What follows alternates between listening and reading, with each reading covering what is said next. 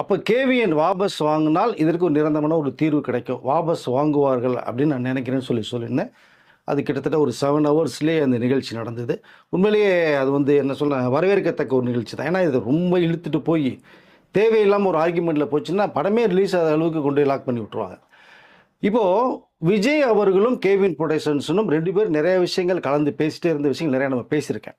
இப்போ இந்த படத்தினுடைய தீர்ப்பு என்ன வரப்போகுதுன்ற தெரிஞ்சுட்டு விஜய் பேசலான்னு ஒரு தகவலும் சொல்லியிருந்தேன். அதுதான் 27th வந்த தீர்ப்பின் பிரகாரம் உடனடியாக கேவியனை கூப்பிட்டு விஜய் வந்து, ஏன்னா இதை நம்ம கோர்ட்டு மூலமாகவும் சந்திக்கலாங்கிற ஒரு விஷயத்தை கன்வே பண்ணுறது விஜய் ஒரு பக்கம். ஏன்னா இப்போ அந்த கரூர் சம்பவத்தில் சிபிஐ போனது மாதிரி படத்தில் ஏதாவது வந்து நம்ம கோர்ட்டு சார்பாக போவோம்னு சொல்லப்பட்டதுனால தான் கேவின் ஒரு பக்கம் போனாங்க.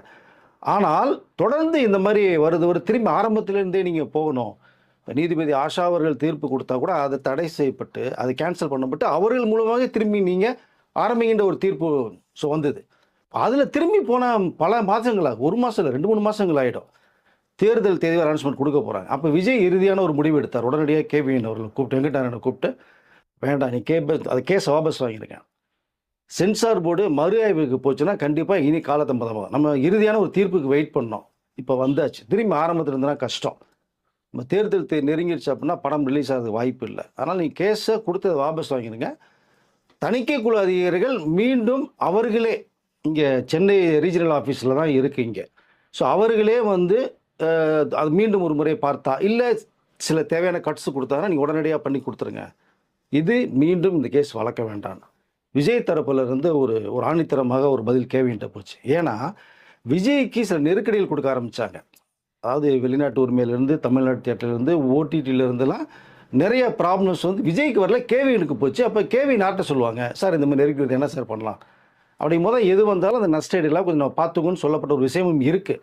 ஆனால் மே மாதம் வரைக்கும் தாண்டிச்சு அப்படின்னா அது வந்து நிறைய பேருக்கு மிகப்பெரிய லாஸ் வரும். அதை தான் இங்கே விஜய் ரொம்ப ஹைலைட்டாக எடுத்தது. விஜய் பேச மாட்டார் நிறைய பேர் சொன்னாங்கல்ல, இறுதியாக ஒரு முடிவு எடுத்து பேசிட்டார். ஸோ இப்போ கேவிஎன் வாபஸ் வாங்கிட்டாங்க. இப்போது வாபஸ் வாங்கினதுனால தணிக்கைக்குழு அதிகாரிகளும் ஓகே இப்போ கோர்ட்லேருந்து வாபஸ் வாங்கணும்னு சொல்லி அவர்களும் கொஞ்சம் ஃப்ரீ மைண்ட் ஆகிட்டாங்க. இது மறு ஆய்வுக்கு மும்பைக்கு போகிறதா ஒரு தகவல் கொடுத்துருக்காங்க. ஆனால் மறு ஆய்வுக்கு மும்பைக்கு போகாமலும் சென்னை ரீஜனல் ஆஃபீஸ்லேயே பண்ணுறதுக்கான வாய்ப்புகளும் இது இருக்குது. ஏன்னா 5 பேர் கொண்ட குழுவில் ஒரு நபர் கொடுத்தனுடைய அந்த புகார் அடிப்படையில் தான் இந்த கேஸ் இப்போ மறு ஆய்வுக்கு போனது மாதிரி இருந்தது.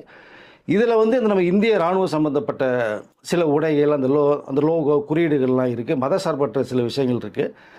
இதை கலாச்சாரத்துக்கு மாறுபட்டதாக இருந்தால் என்ன பண்ணுறது அப்படிங்கிற ஒரு விஷயத்தை தான் மறு ஆய்வு போனதாக இருந்தது. இப்போ அதெல்லாம் நாங்கள் வந்து நீங்கள் கொடுக்குறத மீட் பண்ணிடுறோம், கட்ஸ் பண்ணிடுறோம், உங்களுக்கு பிளட்ரு பண்ணிடுறோங்கிற அளவுக்கு சொல்லப்பட்டால் இங்கேயே உடைய வாய்ப்புகளும் இருக்குது. இங்கே ரீஜனல் ஆஃபீஸ்லேயே அவர்கள் தணிக்கைக்குள்ள பார்த்ததே போதும்னு முடிவு பண்ணுறதுக்கு அதுக்கு ஒரு வாய்ப்பு இருக்குது. அப்படி ஒரு வேளை நம்ம மறு ஆய்வுக்கு தான் போகணும்னு விருப்பப்பட்டாங்கன்னா மும்பைக்கு போயிட்டு உடனடியாக வர்றதுக்கு வாய்ப்பு இருக்குது. அதை காலதாமதம் ஆகாது. இது உடனடியாக இம்மிடியட்டாக பார்த்து ஒரு 10 நாட்களுக்குள்ளாக மறு ஆய்வுக்கு போயிட்டு வந்து மீண்டும் சென்சார் தரதுக்கான வாய்ப்புகள் நிறைய இருக்குது. இங்கே சென்னை ரீஜனல் ஆஃபீஸில் பார்த்தது மாதிரி அங்கே ஒரு குழு நியமிக்கப்படும். அங்கே ஒரு ஆர்வம் வருவாங்க, சீஃப் ஆஃபீஸர் வருவாங்க, 5 பேர் கொண்ட குழு வரும். மீண்டும் ஒரு முறை படத்தை ஃபுல்லாக பார்ப்பாங்க. பார்த்ததுக்கு பிறகு, ஏன்னா இங்கே சென்சார் சென்னையில் நடந்தாலும் வந்து டைரக்டர் கூட இருக்கணும், ஸோ ப்ரொடியூசர் கூட இருக்கணும். மும்பைக்கும் அங்கேயும் டைரக்டர் வினோத் கூட இருக்கணும், ப்ரொடியூசர் கூட இருப்பாங்க. படம் பார்த்த பிறகு உடனடியாக வினோத்தை கூப்பிட்டு, டைரக்டரை கூப்பிட்டு வச்சு இது சம்மந்தப்பட்ட காட்சிகள் நிறைய இருக்குது. ஸோ இந்திய இராணுவ சம்மந்தப்பட்ட காட்சிகளா, இல்லை மத சார்பற்ற ஒரு விஷயமா, இல்லை எம்ஜிஆர் சம்மந்தப்பட்ட காட்சிகள் வருது, இது யாரையாவது குறிப்பிட்டு நீங்கள் சொல்கிறீங்களா, இல்லை உங்களுடைய இந்த கற்பனையில் ஒரு கேட்ட உருவாக்கியிருக்கீங்களா? அப்போ நீங்கள் யாரையாவது எய்ம் பண்ணி பண்ணீங்கன்னா அவங்கள்ட்ட நீ என்ஓசி வாங்கணும். இல்லை கற்பனைனா பிரச்சனை இல்லை அப்படிங்கிறது மாதிரி சில விளக்கங்கள், நிறைய கேள்விகள் மும்பை மறு ஆய்வு கமிட்டியில் வரும். அதற்கு வினோத் வந்து நிறைய விளக்கங்கள் கொடுத்துட்டாருன்னா, ஏன்னா அவர் ஏற்கனவே நிறைய படங்களுக்கு சர்ச்சைகள் வந்தது, விளக்கங்கள் கொடுத்துருக்காரு, எக்ஸ்ப்ளனேஷன் கொடுத்துருக்காரு, இது இப்படி. ஸோ இப்போ அவர் வந்து என்னென்ன செய்கிறாரோ, இல்லை மறு ஆய்வு குழு வந்து நீ இதை கட் பண்ணி தான் ஆகணும், இதை மியூட் பண்ணி தான் ஆகணும் அப்படின்ற ஒரு பட்சம் வந்தாலும் அது பண்ணுறதுக்கு ரெடியாக இருக்காங்க. இப்போ எப்படியாவது பண்ணி கொடுத்துட்டு யூஎஸ் சர்டிஃபிகேட்டை வாங்கிட்டு, ஏன்னா ஆல்ரெடி ஒரு மெயில் பட்டதே கூட பார்த்தீங்கன்னா 16 வயதுக்கு மேற்பட்டவர்கள் பார்க்கறதுக்கான வாய்ப்புகள் இருக்குன்னா ஒரு மெயில் பண்ணியிருக்காங்க சென்சார் போர்டிலேருந்து. ஸோ இப்போ அந்த மெயிலுடைய லெட்டரும் இருக்குது.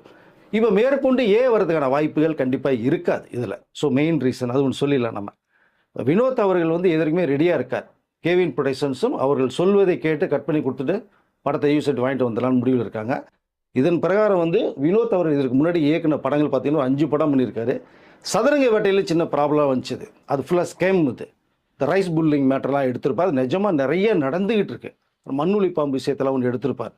ஸோ அதுக்கெல்லாம் விளக்கம் கொடுத்தார். இது இங்கே நடந்தது, இது ரைஸ் புல்லிங் நடந்தது சார், இது இந்த ஊர் நடந்ததுன்னு. அது நிறைய ஸ்கேம் நடந்தது. ஸோ நிஜம் மாதிரியே இருக்கும். எவ்வளோ பெரிய கோட்டீஸ்வரனோ கில்லாடி பக்கிரியே பார்த்தோன்னே ஏமாந்துருவான். அப்படியே ஒரு ஸ்கேமை வந்து எடுத்தார். அது நட்டி ஹீரோ பண்ணார். படம் சூப்பர் டூப்பர் ஹிட். அதுக்கு விளக்கம் கொடுத்தார். 2வது படம் பார்த்தீங்கன்னா தீரன் அதிகாரம் ஒன்று படம் எடுத்தார். அது பயங்கரமான அது நிஜமாக நடந்த ஒரு சம்பவத்தின் பேஸில் ஒன்று எடுத்தார். அது திரிக்கிறது மாதிரி இருக்கும் அந்த படம். அதில் ஏகப்பட்ட ப்ராப்ளம்ஸ் வந்தது.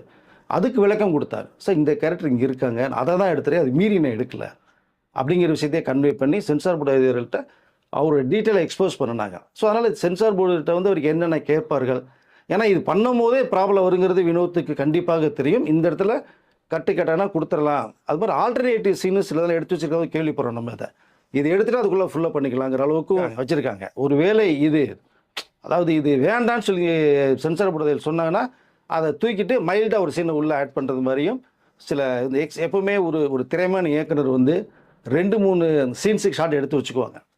ஒருவேளை இது டிஸ்டர்ப் ஆச்சுன்னா இதை தூக்கி உள்ளே வச்சிரும் அப்படின்ட்டு. அப்படி தான் வினோத் வச்சுருக்கதா ஒரு தகவல் இப்போ நமக்கு வருது. அதை ஸோ அதனால் படம் வந்து எந்த குளறுபடி ஆகாமல் மக்களுக்கு புரிகிறது மாதிரி வினோத் அவர்கள் அந்த படத்தை யூஎஸ் ரேட்டு வாங்கிட்டு தருவாங்கன்னு நினைக்கிறேன். அதனால் மறு ஆய்வுக்கு போகும்போது இந்த கேள்விகள் கண்டிப்பாக வரும். அது வினோத் டீட்டெயில்ஸ் கொடுத்துட்டு அதுக்கு வேண்டிய வழிமுறையில் பண்ணிவிட்டு சர்டிஃபிகேட்டை வாங்கிட்டு வருவார் சொல்லிட்டாங்க இல்லையா. இப்போ அவங்க சென்சார் போர்டு அதிகாரி என்னென்னா, நீங்கள் கோர்ட்டுக்கு ஏன் போனீங்க, நாங்கள் பார்த்துட்டு தரோன்னு சொன்னோம்.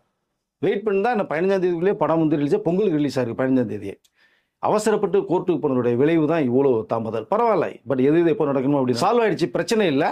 இப்போ தணிக்கைக்குள்ள அதிகாரிகளும் கொஞ்சம் அந்த ஆக்ரோஷம் சூடெல்லாம் குறைஞ்சிடுச்சுப்பா அவங்களுக்கு. ஸோ அதனால் உடனடியாக பார்க்கப்பட்டு இது மறு ஆய்வுக்கே தேவையில் கூட முடிவு பண்ணலாம் சார். அவங்க முடிவு பண்ணுறது தானே. ஏன்னா ரிவைசி கமிட்டின்றது இவர்களுக்கு சொன்னது தான். அதனால் தேவையில்லை.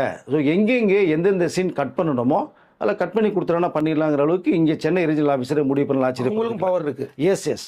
ஏன்னா இங்கே முடித்தா தான் சார் வெரி ஈஸி. மும்பைக்கு போயிடுச்சுன்னு வச்சிங்களேன், அங்கே போய் டைரக்டரும் கேவியனும் 5 ஸ்டார் ஹோட்டல் ரூம் போட்டு தங்கணும், அலையணும், செய்யணும். அவர்கள் எப்போ பார்ப்பான்னு சொல்ல முடியாது. நிறைய வேலைகள் இருக்குது. மும்பைக்கு போனாலே உங்களுக்கு பெரிய தலைவலிங்க.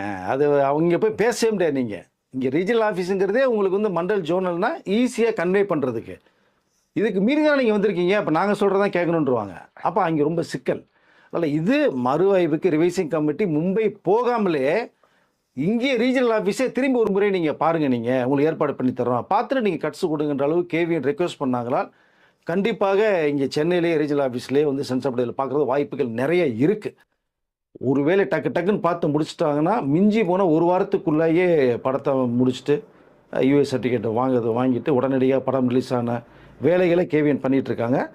இதற்கு ஒரு புறம் பார்த்தீங்கன்னா இதற்கு வேண்டிய ஏற்பாடுகள் இந்த வாபஸ் ஆனது பிரகாரமே வந்து தியேட்டர்ஸ் ஒன்று ரொம்ப ஹாப்பி ஆகிட்டு தான் ஒரு தகவல் வருது. ஏன்னா இன்னும் ரெடியாக இருக்காங்க, எப்போனாலும் உங்கள் படத்துக்கு ரிலீஸ் பண்ணுறதுக்கு. நீங்கள் டோட்டலாக ஒரு செட்டப்பே எடுத்துகிட்டு போயிடுவாங்க. இப்போ டிஜிட்டல் வேர்ல்டில் வந்து இங்கே வந்து தான் பண்ணணும் அவசியமே கிடையாது. மும்பையெல்லாம் மறு ஆய்வுக்குள்ள பார்த்து முடிச்சுட்டு இந்த கட்ஸு கொடுங்கன்ட்டாங்கன்னா ஈவினிங்கே சொல்லிவிடுவாங்க. உங்களுக்கு பார்த்த உடனேயே 4 ஹவர்ஸ்லேயே வந்துடும். திரும்பி ஒரு 4 ஹவர்ஸில் அங்கே உட்காந்து ஸ்டுடியோவில் உட்காந்து இமீடியட்டாக ரெடி பண்ணி டக்குன்னு கட் பண்ணி எந்த நிமிஷத்தில் எந்த செகண்டில் எவ்வளோ டியூரேஷன் சார் கட்டுன்னு சொன்னோன்னா 10 இடத்துல கட்டா ஏற்கனவே 15 இடத்துல சொல்லியிருக்காங்க. மீண்டும் ஒரு 10 இடம் கட்டினா கூட டக்குன்னு மொத்தம் 25 இடத்துல கட் பண்ணி கொடுத்து இந்த நிமிஷத்தில் அதை சப்மிட் பண்ணிடுவாங்க. மிஞ்சி பண்ண ஒரு நாள் வேலை தான் கேவியன் ப்ரொடக்ஷன்ஸு வினோத்துக்கும்.